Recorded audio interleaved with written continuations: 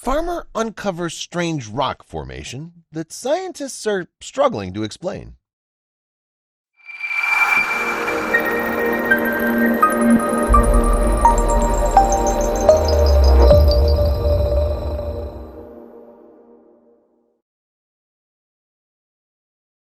Finding an old hammer you lost 10 years ago would be surprising to anyone working land for a living.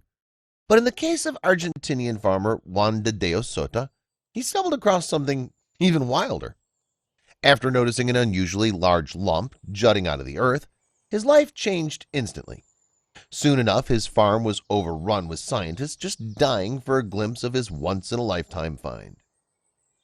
This certainly came as a surprise to Juan, as on the day in question, the humble farmer was simply bringing his cattle to pasture. With a recent drought having swept through the area, there was now more room than ever for his livestock to graze.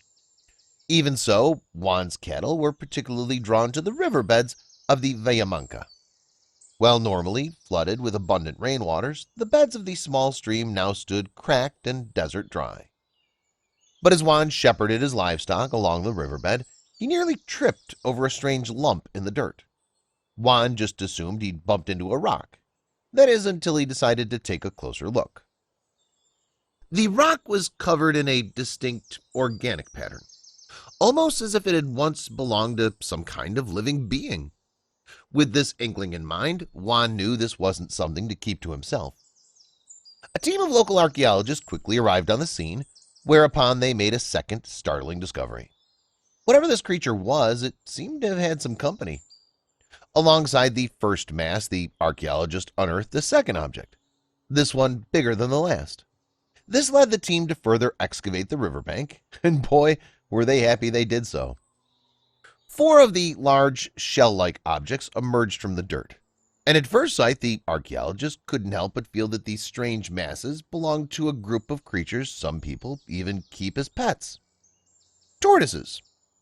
After all, what other animal would need shells as large as these? But upon further study, the archaeologists realized these enormous casings couldn't have belonged to any animal that walks the earth today, or even 1,000 years ago. No, the researchers were certain these shells belonged to a group of glyptodons, prehistoric creatures that roamed South America some 30 million years ago. In fact, glyptodons are the ancestors of modern-day armadillos, though not quite as adorable. Glyptodons were enormous armored mammals, the average of which stood 5 feet tall, 11 feet in length, and weighed upward of 2 tons. To put that into perspective, most of these creatures were roughly the size of a Volkswagen Beetle. Along with its thick, bony shell, glyptodons also possessed heavily armored heads and tails that could be wielded as weapons. Unfortunately, these protective measures simply weren't enough. Glyptodons faced heavy predation from larger creatures, and even early humans hunted them to use their shells for shelter. By the beginning of the Holocene epoch, roughly 10,000 years ago, the last of the glyptodons had gone extinct. But while shells like these had been unearthed in South America prior to Juan's discovery, very rarely were multiple glyptodons found together. In that respect, finding 4 of them in one location was truly something for the history books. It's the first time there have been 4 animals like this in the same site, explained Pablo Messino, one of the on-site archaeologists. Most of them were facing the same direction, like they were walking towards something. With that in mind, these creatures were clearly traveling together, almost like a prehistoric family. In fact, the archaeologist even surmised that these 4 glyptodons could have been a mother and father leading their young.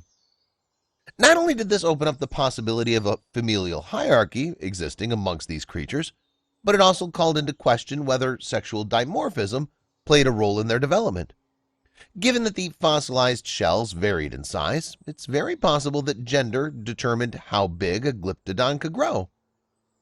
These kinds of cases, in which several individuals together who died in the same circumstances, are really exceptional, and undoubtedly it'll give us a lot of information about these enigmatic animals and will allow us to test several hypotheses that we've been driving in recent years, shared site paleontologist Riccardo Benini.